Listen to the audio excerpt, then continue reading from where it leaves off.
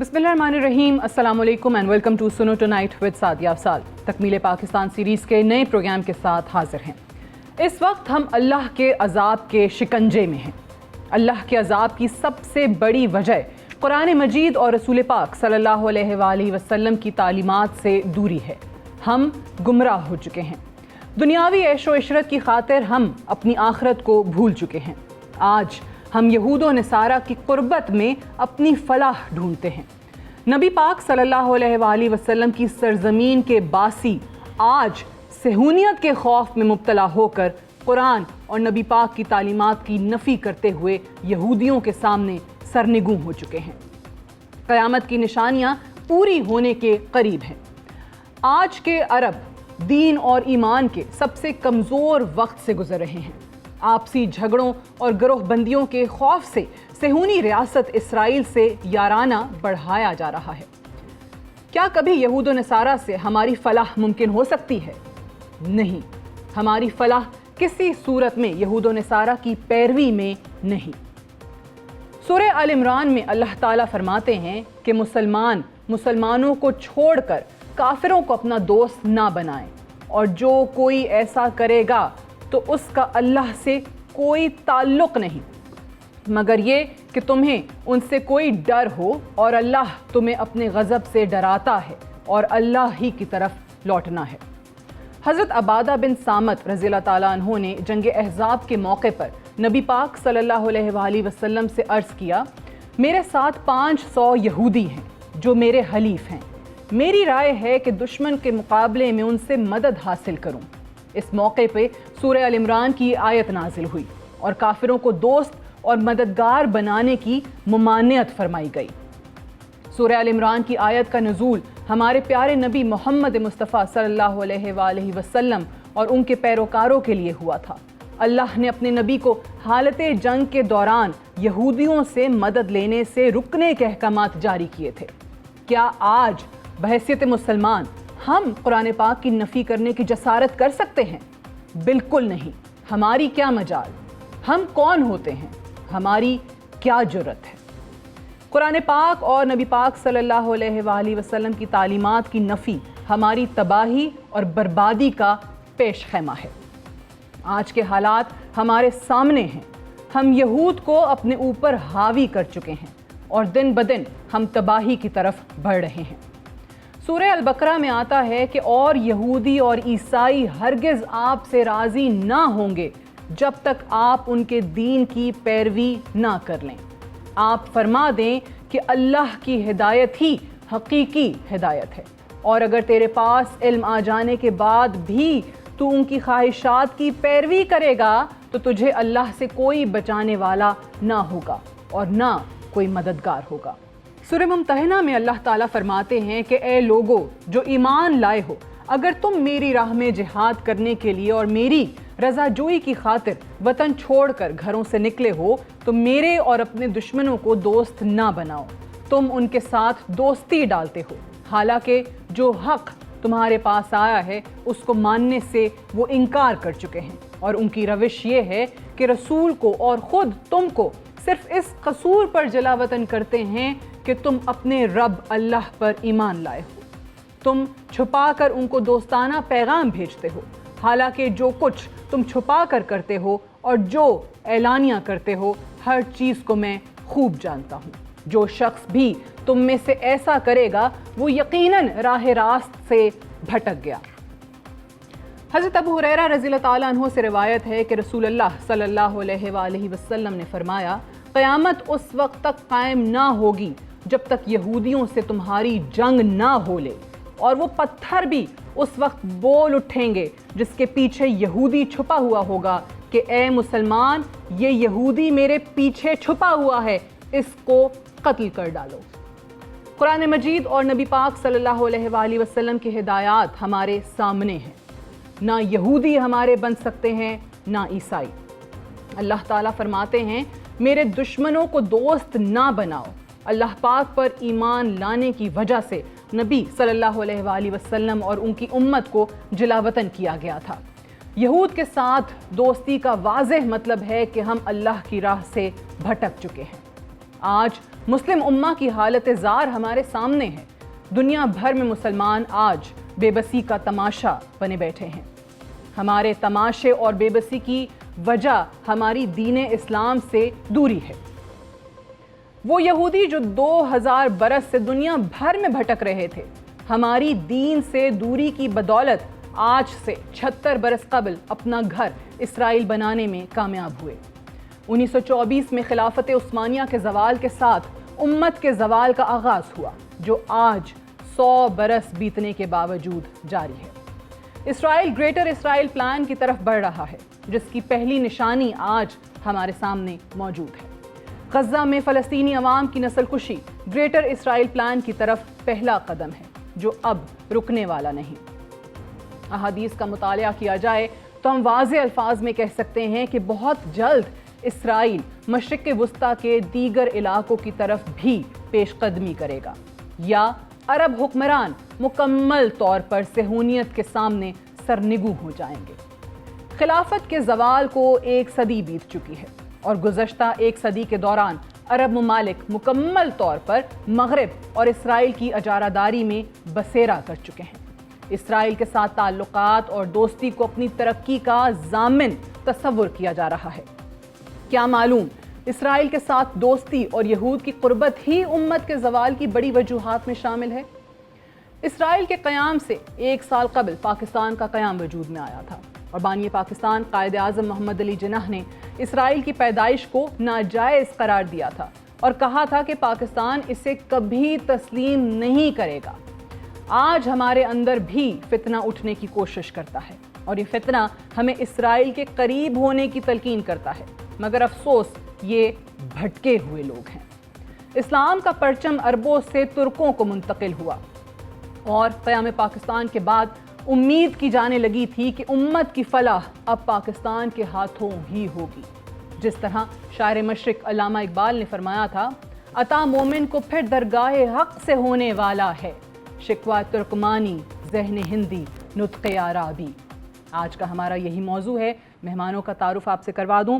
ہمیں اسلام آباد اسٹوڈیو میں جوائن کر رہے ہیں علامہ عرفان قادری صاحب، محتمم پرنسپل جامعہ عائشہ صدیقہ ضیاء القرآن راولپنڈی۔ بہت بہت شکریہ علامہ صاحب، آپ نے ہمیں جوائن کیا۔ جزاک اللہ۔ ہمارے ساتھ کراچی میں علامہ حافظ احمد یوسف صاحب موجود ہیں، ریسرچ اسکالر ہیں جامعہ کراچی کے۔ علامہ صاحب آپ کا بھی بہت شکریہ۔ اور لاہور سے ہمیں جوائن کر رہے ہیں ریناؤنڈ سیرت اسکالر اینڈ دانشور ڈاکٹر طارق شریف سعدہ صاحب۔ بہت شکریہ ڈاکٹر صاحب آپ کا بھی پروگرام میں تشریف آوری کے لیے۔ اگر ڈاکٹر صاحب آپ ہی سے میں آغاز کروں، یہ جو ہمارا آج کا موضوع ہے، قرآنی آیات کی روشنی میں ہمیں جگہ جگہ اللہ کے احکامات ملتے ہیں یہود و نصارہ کے حوالے سے۔ آج ہم دیکھتے ہیں انفارچونیٹلی کہ مسلمان جو ہے وہ مسلمان کی خوشی میں تو خوش نہیں ہو رہا، اور چاہے وہ انفرادی سطح پر دیکھ لیں، چاہے وہ ممالک اور اقوام کی سطح پر دیکھ لیں، لیکن ساتھ ہی ساتھ ہر ممکن وہ کوشش کر رہا ہے جس سے وہ صہیونیت کے قریب ہو سکے، مغربی طاقتوں کے قریب ہو سکے، ان کی آشیرواد حاصل کر سکے۔ تو قرآن تو کچھ اور کہہ رہا ہے، حکمران کچھ اور کرنے لگے ہوئے، وجہ کیا بنی؟ بسم ربی محمد کریم علیہ الصلوۃ والتسلیم۔ سب سے پہلے تو یادآوری کا شکریہ، اور میں یہ سمجھتا ہوں کہ اس ٹاپک پہ اس انداز سے کھل کر گفتگو کی جانے کا ایک موقع فراہم کرنا، اور ایک تھنک ٹینک کے طور پر لوگوں کی صحیح سمت میں فکری رہنمائی کرنا، یہ ایک بہت خیر پر مبنی عمل ہے، اور یقیناً ہمارے سامعین اور ناظرین جو ہیں وہ آج کی گفتگو سے اور اس عنوان پر ہمارے مباحثے کے نتیجے میں اپنی ذہن سازی کرنے میں ایک درجہ آگے بڑھ کر اس کو قبول کریں گے، اور یہ یقیناً ایک عالمگیر خیر کا ذریعہ اور وسیلہ بنے گا۔ اللہ آپ کے اور آپ کے چینل کی توفیقات میں ہران برکتیں عطا فرمائے۔ جیسا کہ آپ نے خود قرآن حکیم کی متعدد آیات سے ہم تک یہ بات پہنچائی کہ اللہ رب العزت کے علم میں ہے کہ آئندہ آنے والے زمانوں میں یہودی جو ہیں ان کا جو پوری دنیا کے اوپر غالب آنے کا ایک خواب ہے، جسے ہم عرف عام میں بہت سادہ زبان میں، ٹرمینالوجی کی زبان میں نیو ورلڈ آرڈر کہہ سکتے ہیں، اس کے ذیل میں ان کا ایک خواب ہے کہ وہ پوری دنیا کے اوپر اپنی حکومت قائم کریں۔ وہ سمجھتے ہیں کہ یہ دنیا اس وقت تک حقیقی جنت کا منظرنامہ نہیں پیش کرے گی جب تک نعوذ باللہ من ذالک خدا کے بیٹوں کا لایا ہوا نظام خدا کی زمین کے اوپر نافذ نہیں ہوگا۔ سو اس کے لیے وہ بہت سالوں سے اس کے اوپر محنت کرتے ہوئے آ رہے ہیں، اور انہوں نے اس کے اوپر بڑا آرگنائز طریقے سے ہوم ورک کیا۔ اللہ رب العزت کے علم میں تھا کہ سرکار دو عالم صلی اللہ علیہ وسلم سے لگ بھگ 1500 بعد کے زمانے کے لوگوں کو اس طرح کی یہودی جو سازشیں ہیں اور ان کا یہ جو خبث ہے وہ منظر پر آنا شروع ہو جائے گا، اور امت مسلمہ کو ان کی یہ جو ظاہری ترقی ہے، ان کا یہ جو ظاہری کمال ہے اور دنیا بھر کے اوپر جو معیشت پہ اور ان کا غلبہ ہے، سیاسی طور پر بھی، سفارتی طور پر بھی، انتظامی طور پر بھی، جس طرح انہوں نے پوری دنیا کو اپنے پنجے میں لے لیا ہے، تو ایک زمانہ ایسا آنا ہے جب لوگ ان کے ساتھ اپنے راہ و رسم کو بڑھانے کے حوالے سے، ان کے ساتھ اپنے تعلقات کو بہتر کرنے میں ہی اپنی ترقی، بلکہ ایک درجہ آگے جا کے اپنی بقا جو ہے اسے سمجھ رہے ہوں گے، اسے یقینی سمجھ پا رہے ہوں گے کہ شاید ان کے ساتھ تعلقات ٹھیک رہیں گے، ان کے ساتھ معاملات درست رہیں گے تو ہمارا اقتدار،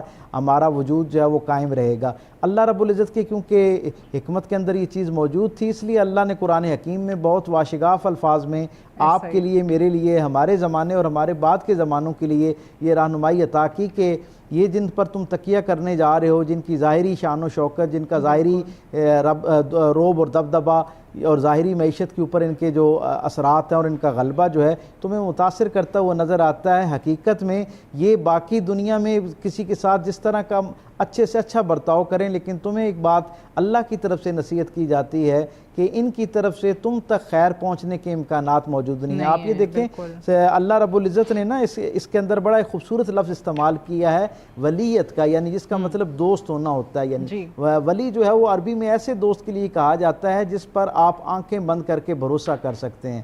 گویا میں اس آیت کریمہ جو ہے سورہ المائدہ کی آیت کریمہ سے یہ مجھ تک یہ خیر پہنچا کہ اللہ رب العزت مجھے خبردار کر رہے ہیں کہ کبھی تم نے ان کے ظاہری طور پر حسن سلوک کی بنیاد پر، کبھی ان کے حوالے سے جو ان کی طرف سے کوئی تمہاری امداد کر دی جاتی ہے، تمہاری کسی مشکل وقت میں وقتی طور پہ ان کی طرف سے کوئی تھوڑی بہت تمہاری مدد کر دی جاتی ہے، تمہارے لیے کسی معاملے پر کسی دوسرے فریق کے خلاف کوئی تائیدی یا حمایتی ایک بیان جاری کر دیا جاتا ہے، تم نے اس سے متاثر نہیں ہونا اور دھوکہ نہیں کھانا۔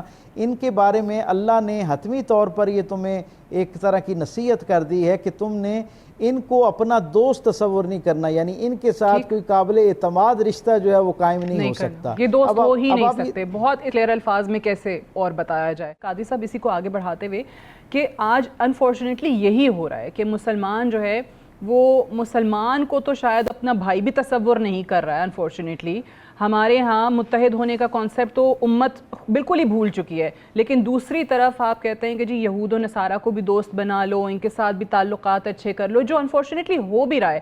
مجھے خیر بڑی تکلیف ہوئی، وہ دردناک مناظر ہم نے دیکھے کہ روضہ رسول پہ پروٹوکول کی گاڑیاں ایک طرف آتی ہیں، یہ بھی لوگ بھول جاتے ہیں کہ جناب اب کس کے در پہ آ رہے ہیں، کس ہستی کے در پہ آ رہے ہیں اس طریقے سے، لیکن دوسری طرف مغربی طاقتوں کے انفلوئنس میں آپ وہاں پہ بارز بھی کھولیں گے، آپ ڈانس کلبز بھی کھولیں گے، آپ مندر بھی کھولیں گے، یہ کیا ہو کیا رہا ہے؟ اعوذ باللہ من الشیطان الرجیم، بسم اللہ الرحمن الرحیم، یا ایھا الذین آمنوا لا تتخذوا اليہود والنصارى اولیاء بعضهم اولیاء بعض ومن یتولوا منکم فانہ منہم ان اللہ لا یہدی القوم الظالمین۔ الصلاۃ والسلام علیکہ یا سیدی یا رسول اللہ وعلی آلہ وصحبہ یا سیدی یا حبیب اللہ۔ آپ کا شکر گزار ہوں میم اور سنو ٹیم کا، جس طرح آپ نے ایک ایسا ٹاپک جس پر بات کرنے سے کئی چینل جو ہے وہ ہچکچاتے ہیں، کیونکہ یہود و نصارہ کی بات کی جائے، دیکھیں قرآن مجید والفرقان حمید کی بے بہا آیا کریمہ، جس طرح پروفیسر صاحب نے بھی فرمایا ہے کہ قرآن ہمیں کہتا ہے یا ایھا الذین آمنوا، اے مومن مسلمانوں، لا تتخذوا الیہود والنصارى، کبھی بھی ان کو اپنی قربت دار بن بناؤ، رازدار مت بناؤ، ان سے تعلق مت رکھو۔ کیا وجہ ہے کہ قرآن مجید والفرقان حمید جو رب کی کلام ہے، جو سب سے پہلے ایمان والوں کے لیے بنیادی جو ہے ہمارے لیے، اس میں جو ہے وہ ہر لحاظ سے تربیت کی گئی، بار بار اس بات کی وعید آتی ہے، بار بار حکم آتا ہے، اس کی وجہ یہ ہے کہ اللہ رب العالمین مسلمانوں کو بتا رہا ہے کہ ایمان والوں یاد رکھنا کہ یہود و نصارہ تمہارے کبھی بھی دوست نہیں ہو سکتے، بعضهم اولیاء بعض، کہ وہ آپس میں تو ایک دوسرے کو کوآپریٹ کریں گے، ایک دوسرے کو سہولت بھی دیں گے، وہ آپ کو اس معاشرے کے اندر نظر آ رہا ہے کہ ایک دوسرے کو تو وہ کوآپریٹ بھی کریں گے، ایک دوسرے کے ساتھ وہ تعلق کو بھی قائم رکھیں گے، سپورٹ بھی کریں گے، لیکن وہ تمہیں بھی کبھی سپورٹ نہیں کریں گے۔ کیا ہوگا؟ ان اللہ لا یہدی القوم الظالمین، کبھی بھی اللہ رب العالمین ان ظالموں کو کبھی ہدایت نہیں دیتا جو یہود و نصارہ کے دوست رہتے ہیں۔ اب بیسیکلی بات دیکھی جائے کہ اللہ رب العالمین نے اتنا سخت حکم کیوں فرمایا، اور یہ حکم جس طرح پروفیسر صاحب نے بھی فرمایا کہ یہ اس وقت میں جب قرآن نازل ہوا، اس وقت تو یہود و نصارہ کے ساتھ تو ہماری جنگیں ہیں، کسی جگہ پر ہم ان کا ساتھ نہیں دے رہے، دیکھیں باقی معاملات تو اپنی جگہ پر ہیں، لیکن کئی جنگیں جو ہوئیں، غزوات ہوئیں، کئی شہداء ہیں، قربانیاں دی گئیں، وہ کس لیے دی گئیں؟ اسلام کی بقا کے لیے، کیونکہ وہ جانتے تھے کہ یہود و نصارہ آنے والے وقت میں کبھی بھی اسلام کے جو ہے وہ حمایت میں نہیں آئیں گے، ہمیشہ وہ ظاہری طور پر ہو یا وہ باطنی طور پر ہو، چھپ کر بھی وار کر سکتے ہیں اور ظاہری طور پر بھی کرنے میں وہ پری پیڈ اپنے آپ کو کرتے چلے جائیں گے۔ اور آپ معاشرے کے اندر دیکھ لیں کہ ہمیں اس وقت پیشن گوئی دی گئی تھی کہ اس وقت میں ہمیں یہ حکم بتایا گیا کہ آنے والا وقت جو ہے، کیونکہ وہ اپنے آپ کو مضبوط کرتے جائیں گے، معاشی طور پر ہو، مالی طور پر ہو، دیکھا ٹیکنالوجی کے طور پر ہو، پھر ذہن سازی کی تھی، یعنی اٹیکس ان صورتوں میں ہو رہا ہے نا، اگر ڈائریکٹ آپ پہ جنگ نہیں بھی آ رہی ہے تو پھر باقی صورتوں میں آپ کو نظر آ رہا ہے۔ باقی صورتوں میں دیکھیں، صرف جو ہے وہ اٹیک کرنا اس کو نہیں کہتے کہ صرف یہ ہے کہ وہ ایک میزائل چھوڑ دیا جائے، انہوں نے جو ہے وہ ہمارے معاشرے کی ذہن سازی کرنا شروع کر دی۔ علامہ یوسف صاحب، اسی کو آگے بڑھاتے ہوئے، ایک تو ہم انڈائریکٹ اٹیکس کی جو ہم نے بات کی نا، اس میں سب سے بڑا جس چنگل میں ہم پھنسے ہوئے ہیں وہ تو ہم عالمی مالیاتی اداروں کے ہاتھوں پھنسے ہوئے ہیں کہ جی گھر میں کھانے کو پیسے نہیں ہیں، آپ 4 سکوں کی خاطر جو ہے ان کی ہر بات ماننے کو تیار ہیں۔ لیکن اس کا ایک اور ایسپیکٹ بھی ہے، وہ ممالک جو کہ نہیں ہیں محتاج ان کے، سعودی عرب دیکھ لیں، متحدہ عرب امارات دیکھ لیں، تمام وسائل سے اللہ نے ان کو نوازا ہے، وہ ممالک بھی انہی کی روش پر چل پڑے ہیں۔ حتیٰ کہ ڈائریکٹ اٹیک بھی جہاں پہ ہوا، فلسطین میں کیا ہو رہا ہے 7 اکتوبر سے، لیکن وہاں پر خاموشی ہے، کوئی بولنے والا نہیں ہے، کیوں؟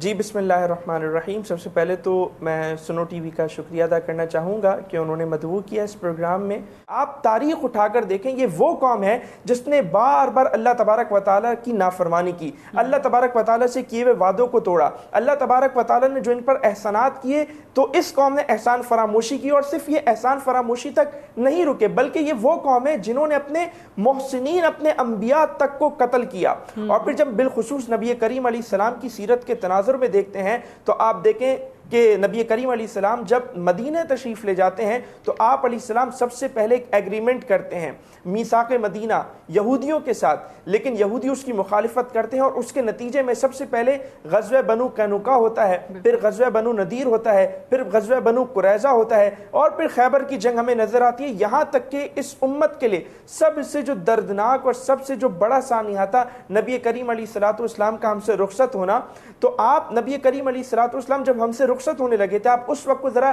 امیجن کیجئے، تصور کیجئے کہ نبی کریم علیہ السلام مرض وصال میں ہیں اور آپ علیہ السلام یہ فرما رہے ہیں کہ خیبر میں یہودی عورت نے جو مجھے زہر دیا تھا، میں اس زہر کی تکلیف کو اب بھی محسوس کر رہا ہوں۔ یعنی یہ وہ قوم ہے جس نے ہمارے نبی علیہ السلام کو بھی قتل کرنے کی سازش کی۔ اچھا، ابھی جو بار بار ایک آیت پیش کی گئی، یا ایھا الذین آمنوا لا تتخذوا اليہود والنصارى اولیاء، میں تھوڑا سا چاہتا ہوں اس کا شان نزول پر بھی میں بات کر لوں تاکہ جو بات ہے وہ بالکل کلیئر ہو جائے، چونکہ جیسا آپ نے بتایا کہ نوجوان نسل یونیورسٹی کے اسٹوڈنٹس ہمارے سامنے موجود ہیں۔ تو دیکھیں نبی کریم علیہ السلام جب مدینہ تشریف لے گئے تو آپ نے ایک ایگریمنٹ کیا یہودیوں سے۔ یہودیوں کے اس وقت 3 قبیلے تھے وہاں پہ، غزوہ بنو قینقاع، بنو نذیر اور بنو قریظہ۔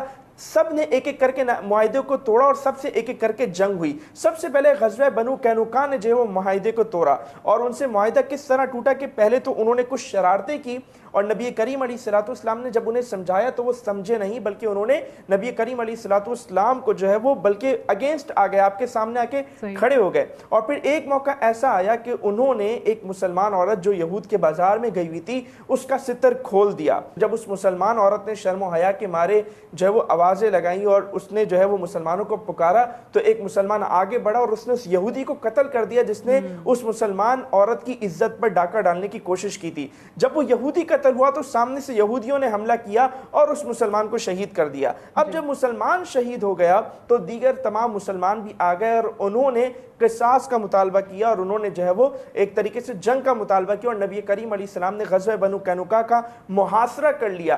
اس موقع پر کیا ہوا؟ دیکھیں، آپ نے اسرائیل کی بات کی، آپ نے یو اے ای کی بات کی، آپ نے سعودیہ کی بات کی نا، تو ابھی آپ دیکھیں کہ کس طرح یہ چیز لنک ہو رہی ہے یہاں پر۔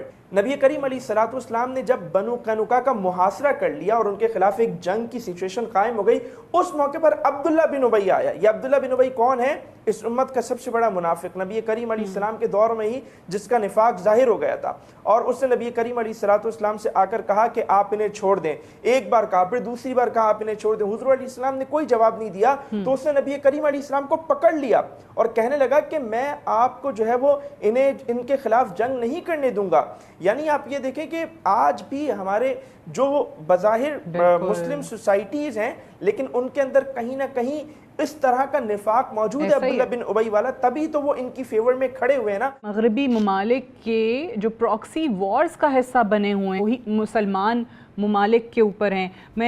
مجھے اگر اجازت دے تو میں نے ایک بریک لینی ہے, بریک سے واپس آئیں گے تو اسی ٹاپک کے حوالے سے جو ہمارا آج کا ہے اسٹوڈنٹس کے سوالات بھی اس میں شامل کریں گے right after the short break.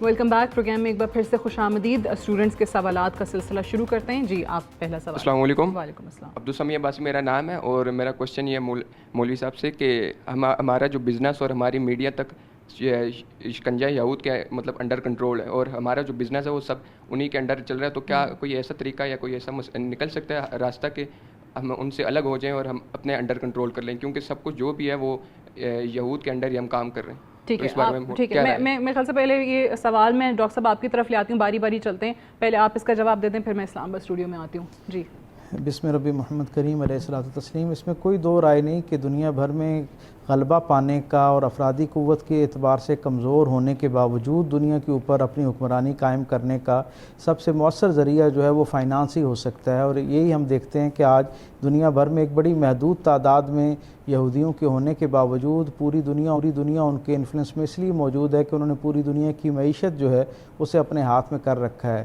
اور جہاں تک آپ کے سوال کا تعلق ہے کہ ہم اس سے کیسے نکل سکتے ہیں, تو اس کا بہت آسان طریقہ وہی ہے, ہمیں دوبارہ سے سرکار دو عالم صلی اللہ علیہ وسلم کی پاکیزہ زندگی سے ہدایت اور رہنمائی لینا پڑے گی. ہم یہ دیکھتے ہیں کہ رسول رحمت جس وقت مدینہ تشریف لاتے ہیں تو آپ نے مواخات کا ایک خوبصورت نظام جو ہے وہ انسانی تاریخ کو عطا کیا, اور اس میں کیا تھا کہ ایک باوسائل آدمی کو نسبتاً ایک کم وسائل والے آدمی کے ساتھ بھائی کے رشتے میں اکٹھا کر دیا, اور ان دونوں کو ایک دوسرے کی صلاحیت اور ایک دوسرے کے وسائل سے فائدہ اٹھانے کا ایک خوبصورت رشتہ عطا کر دیا. نتیجہ اس کا یہ ہوا کہ وہ مدینے کے انصار جو ظاہری طور پر باوسائل تھے, اور ان کو اللہ کے رسول صلی اللہ علیہ وسلم نے ایک الائنس میں کر دیا ان مہاجرین کے ساتھ جن کے پاس ظاہری طور پر اسباب کم تھے لیکن ان کے پاس سکلز موجود تھیں, صلاحیت موجود تھی, وین موجود تھا. نتیجتاً ایک ایسا کمبینیشن قائم ہوا, اور پھر آگے چل کے قرض حسنہ کی صورت میں اور بہت سارے اور خیر کے اس طرح کے اس نے سلوک پر مبنی معاملات نے تھوڑے عرصے کے اندر وہاں ٹیکس فری زون قائم کر دینے کے بعد, کیونکہ میں سیرت کا طالب علم ہوں تو اس کی تفصیل میں اگر جائیں گے تو بہت تفصیلاً جواب ہو جائے گا, میں صرف اشارتاً یہ بات عرض کرتا چلوں کہ سرکار دو عالم صلی اللہ علیہ وسلم نے جب مدینے کے پاس آ کے ٹیکس فری زون قائم کیا تو اس کی برکت یہ تھی کہ ویسٹرن اسکالر جو ہیں ڈاکٹر جیمز پیٹر جو بہت بڑا ماہر معیشت ہے, وہ یہ کہنے پر مجبور ہے کہ وہ سارا عرب جس کا بنیادی طور پر تجارت کا رخ جو تھا وہ عکاظ کی طرف تھا, مکے کے روٹ سے ہوتا ہوا عکاظ کی طرف سارے عرب تجارت کے لیے جایا کرتے. اس ٹیکس فری زون جو سرکار دو عالم صلی اللہ علیہ وسلم نے مدینے کے قریب قائم کیا تھا, اس کی برکت ایسی تھی کہ پورے عربوں کی ٹریڈ کا 28% یعنی 28% صرف 3.5 برس میں اس کا رخ جو ہے وہ عکاظ کی بجائے مدینہ المنورہ کی طرف ہونا شروع ہو گیا. تو میں سمجھتا ہوں کہ آج بھی مسلمانوں کو سرکار کے اس اسوہ سے روشنی لینی چاہیے, اور اس کا بہترین طریقہ یہی ہے کہ جو باوسائل لوگ ہیں وہ کم وسائل والے باصلاحیت لوگوں کو اپنے ساتھ ملائیں, اور مسلمان جو ہیں انفرادی درجے پہ معاشرے کی سطح پر بھی اور بین الاقوامی کینوس کے اوپر بھی اسی طرح جو باوسائل لوگ ہیں وہ کم وسائل لوگوں کو باصلاحیت لوگوں کو اپنے ساتھ میں لائیں اور اس سلسلے کو آگے بڑھائیں اور خود کو یہودیوں کے تسلط سے باہر نکالنے کی کوشش کریں. ٹونی بلیئر جو تھے جو انگلینڈ کے تھے پرائم منسٹر, انہوں نے یہ بات کہی کہ اگر پوری دنیا کے اندر جو زکوٰۃ کا نظام ہے جو اسلام نے 2.5% یعنی اپنی جو کل وسائل ہیں جو آپ کی اپنی ضرورت سے ہٹ کے ہیں ان کا 40واں حصہ اگر آپ کمیونٹی پہ اس کو سرو کرنا شروع کر دیں, اور صرف خیرات کے نام پر نہیں بلکہ انہیں جو ان کی زندگی کو اپ لفٹ کرنے کے حوالے سے, ان کا معیار زندگی بہتر کرنے کے حوالے سے, انہیں مستقل روزگار فراہم کرنے کے حوالے سے, وہ اگر آپ کے کل وسائل کا 40واں حصہ اس پر خرچ ہونا شروع ہو جائے تو میں یہ سمجھتا ہوں کہ اگلے رمضان کے آنے سے پہلے دنیا بھر کے سارے مسلمان ممالک کی معیشت جو ہے اسے بھی ٹھیک کیا جا سکتا ہے, اور اس سود والے اپنے اعمال بھی ہمارے ڈاکٹر صاحب مجھے معذرت پڑتا ہے, میں ابھی پچھلے دنوں ہی اپنے ہی پروگرام میں حوالہ دے رہی تھی کہ دنیا بھر میں کرسمس آتی ہے, ان کا کوئی اوکیزن آتا ہے, وہ سیلز لگا دیتے ہیں کہ لوگ خریداری کر سکیں, خوشیاں منا سکیں. ہمارے ہاں رمضان آتا ہے, قیمتیں کہاں چلی جاتی ہیں, عید آتا ہے, قیمتیں کہاں چلی جاتی ہیں, لوگ جو ہیں وہ قوت خرید ان کے ہے ہی نہیں اتنی, کیا کریں گے. بہرحال ایک اور سوال لیتے ہیں. جی السلام علیکم, میرا نام بلال حسن ہے. میرا سوال یہ ہے کہ کیا امت مسلمہ کی زوال کی وجہ جو ہے سنیت کی قربت ہے, اور دوسرا علامہ صاحب نے کہا ہے کہ آج کل تو عورتوں کو بالکل تحفظ بھی نہیں دیا جا رہا نا. اگر کوئی ایسی نازیبا حرکت کرتا ہے تو اس کو ایسا ریلیف ملتا ہے کہ وہ اپنا آپ فخر محسوس کرتا ہے اور وہ اگلی بار بھی یہی سوچ رہا ہوتا ہے کہ دوبارہ ایسا ہو جائے گا. تو اس حوالے سے ذرا عدل کے نظام پہ چلے گئے, وہ سوال پہ چلے گئے. ہمارا جو واقعی انصاف کا نظام ہے وہ تو یہی ہے نا, طاقتور جو ہے وہ کچھ بھی کر لے وہ نکل جائے گا, غریب پکڑا جائے گا بیچارہ. جی بالکل, آپ نے جو سوال کیا ہے, دیکھیں اس کی قربت کی وجہ ہماری کچھ اپنی خامیاں ہیں. کوئی چاہ کر بھی جب تک آپ کے گھر کے فرد کا بیچ میں انوالو ہونا شامل نہ ہو تب تک کوئی بھی آپ کے گھر کے باہر سے آپ کو نقصان نہیں پہنچا سکتا. ٹھیک ہے, ہماری کمزوریاں تھیں, ہماری کچھ وجوہات تھیں, معاشی طور پر ہمارا کمزور ہونا, ٹھیک ہے, مالی طور پر ہمارا کمزور ہونا, سیاسی طور پر ہمارا کمزور ہونا, آپس میں اتفاق نہ ہونے کی وجہ سے ہے. جس طرح پروفیسر صاحب نے بھی فرمایا ہے کہ جس طرح ہم نے کیونکہ دین کو جب پیچھے چھوڑا اس کے بعد جو ہے یہ سائیڈ ایفیکٹ آنا شروع ہو گئے, کیونکہ یہود و نصارہ جو ہے وہ اپنے وقت کے ساتھ ایک متحرک ہو کر پری پلان کے ساتھ انہوں نے اپنے آپ کو ڈیولپ کیا. اور دیکھا جائے آپ جہاں تک ریسرچ کریں نا تو وہاں پر جو ہے وہ امریکہ ہو, برطانیہ ہو, کسی بھی ممالک کے اندر آپ دیکھیں تو ان کی جو چیزیں اپنائی ہوئی ہیں, ان کے جو قانون ہیں وہ اگر دیکھا جائے تو وہ قرآن سے ہی ثابت ہیں. جس طرح جو ہے وہ ایک فدیہ مقرر کر دیتے ہیں فیملی کے لیے, میڈیکل کا عام ہونا, فری ہونا, بچوں کے لیے جو ہے وہ اس کا خرچہ دینا, تو یہ کہاں سے ثابت ہے؟ یہ فدیہ جو تھا یہ حضور علیہ السلام کے دور کے بعد حضرت عمر فاروق کے دور سے شروع ہوا کہ جو ہے وہ گھروں کے اندر جو ہے وہ بچوں کے فدیے کو مقرر کر دیا جاتا تھا. لیکن افسوس کے ساتھ کہ ہم نے ان چیزوں کو چھوڑ کر, کیونکہ یہاں پر ہمارا جو ہے آپ بہتر جانتے ہیں کہ جو ہمارا اپر کلاس جو ہو ایک طبقہ ہے وہ کبھی بھی نہیں چاہتا کہ مڈل کلاس جو طبقہ ہے وہ اوپر آ سکے, انہیں شعور آ سکے. وہ ہمیشہ شعور سے اور تعلیم سے جو ہے وہ ہمیں محروم رکھنا چاہتے ہیں. اس کی کیونکہ ایک پوری ایک لابی ہے جس کی صورت کے اندر وہ ایک سیاسی طور پر جو ہے پری پلیڈ کیا جاتا ہے. وہ چیزیں جو اڈاپٹ ہمیں کرنی چاہیے تھی وہ چیزیں جو ہے وہ یہود و نصارہ نے اڈاپٹ کی, تو کیا ہوا, ان کو اپنانے پر جو ہے اس کو فائدہ ہو رہا ہے. آج وہ دیکھیں کہاں ہیں اور ہم کہاں کھڑے ہیں. اب یہاں کی بات ہے کہ ان تک تو پہنچنے کی دور کی بات ہے, کئی سال گزر جائیں تو ہم ان تک نہیں پہنچ سکتے, چاہے وہ کسی صورت میں معاشی طور پہ ہوں, مالی طور پہ ہوں, یا ایک ٹیکنالوجی کے حوالے سے ہوں. ہم ہر لحاظ سے ان سے پیچھے ہیں, اس لیے کہ ذہن سازی ہماری نہیں کی گئی. ہمارے جو ہے وہ سیاستدان ہوں وہ اپنے ہی, کیونکہ ہم نے اسراف بڑھایا. سادگی میں حضور علیہ السلام ہوں یا حضرت عمر فاروق کا دور آتا ہے کہ آپ سے کوئی ملک کا بشیر ملنے آتا ہے تو انہوں نے کہا جی آپ کے بادشاہ کہاں ہیں, حکمران کو نے کہا جی ہمیں بادشاہ تک کو علم نہیں ہے. ہاں ایک خادم ہے جو وہ اس درخت کے نیچے جو ہے وہ ایک درخت کے نیچے جو ہے پتھر پہ آرام کر رہا ہے. تو جب اس کو دیکھا تو کہا کہ واقعی عمر آپ کے بارے میں سنا تو تھا لیکن آج دیکھ بھی لیا. کیا وجہ تھی کہ انہوں نے اپنے آپ کو جو ہے وہ اس کا فائدہ نہیں پہنچایا. حضرت ابو بکر صدیق ایک دن گھر آئے تو حلوہ پکا ہوا ہے یا کوئی میٹھا پکا ہوا ہے, تو انہوں نے پوچھا یہ کہاں سے آیا, تو کہا کہ یہ جو روز جو ہے وہ آتی تھی جو ہے وہ ہمیں جو ہے وہ کنک دی جاتی ہے یا آٹا دیا جاتا ہے, اس میں سے میں بچا کے بنا لیا. تو آپ نے جو ہے وہ خزانے میں آپ نے فرمایا کہ راشن جہاں سے آتا تھا انہیں کہا کہ پاؤ آٹا کم کر دیا جائے کیونکہ یہ بڑھ رہا ہے, تو جس کی وجہ سے میرے گھر میں میٹھا بننا شروع ہو گیا. حضرت عمر فاروق کا دور دیکھیں, آپ ایک دن خطبے میں لیٹ ہو گئے تو لوگوں نے پوچھنا شروع کر دیا, کیونکہ وہ دور شعور دیا گیا تھا کہ تم حکمرانوں سے سوال کر سکو. آج آپ کوئی بات کرتے ہیں تو آپ کو جو ہے وہ آپ دیکھیں آگے پیچھے پھر گم شدہ ہو جاتے ہیں. وجہ کیا ہے کہ اس دور میں عمر فاروق سے جب عوام الناس نے پوچھا بھئی عمر آج لیٹ کیوں, تو انہوں نے کہا میرے پاس ایک ہی چادر تھی جو میں نے دھوئی ہوئی تھی, پیبند باندھا ہوا تھا, جو دو چادریں تھیں, ایک دھوئی ہوئی تھی دوسری کو میں نے باندھا ہوا تھا, جب مجھے وہ سوکھتی اور میں پہن کر جو ہے وہ خطبے کے لیے لیٹ ہو گیا ہوں. تو اس لیے یاد رکھیں کہ جب ہم انفرادی طور پر, اجتماعی طور پر بھی ضرورت تو ہمیں ہے, لیکن یہ ہے کہ معاشرے کا بگاڑ ہمارے اندر اس قدر تک ہو چکا ہے کہ ہم اپنے آپ کو کیسے محفوظ کر سکتے ہیں. آپ نے کرنا ہے, جو زندگی گزار چکے ہیں وہ ہے, آنے والی نسل کو چاہیے کہ وہ اپنے آپ کو پریپیئرڈ کیسے کریں. وہ اہل سنت قرآن کو دیکھیں, تعلیمات حضور علیہ السلام کی زندگی کو پڑھیں, اصحابہ کرام کی زندگی کو پڑھیں, تو وہ اپنے آپ کو بہتر ڈیولپ کر سکتے ہیں تاکہ انہیں پتہ چلے کہ معاشرے کے اندر ہماری بہتری جو ہے وہ ہم ان کو جب ماڈل. اب افسوس ہوتا ہے کہ ہمیں کئی اسٹوڈنٹ ہمارے بھی ہیں, سب نہیں کہہ سکتے میجورٹی میں, لیکن وہ ہے وہ اپنے رول ماڈل جو ہے وہ یہود و نصارہ میں سے ہی بتاتے ہیں. کیا وجہ ہے؟ کیونکہ ذہن سازی کی جا رہی ہے. ہمارا رول ماڈل جو حضرت محمد رسول اللہ صلی اللہ علیہ وسلم ہونے چاہیے, یا ہمارا کوئی صحابی جو ہے وہ ہمارا رول ماڈل ہونا چاہیے, تب جا کر آپ رول ماڈل ان کو بنائیں گے. ان کی تعلیمات پر عمل کریں گے تو انفرادی طور پر یہ انقلاب آ سکتا ہے اور ہم بہتر ہوتے چلے جائیں. وقفہ لے لیں right after the short break. Welcome back. Program میں ایک بار پھر سے خوش آمدید. اسٹوڈنٹس کے سوالات کا سلسلہ شروع کرتے ہیں. ایک اور سوال. جی السلام علیکم. میرا نام دولت خان ہے اور میرا سوال آپ سب سے ہے, گلہ بھی ہے سوال بھی ہے کہ ہم تو بات کرتے ہیں کہ مکہ میں مدینہ منورہ میں روضہ رسول پہ گاڑی آتی ہے, بے حرمتی ہوتی ہے مقدس مقامات کی.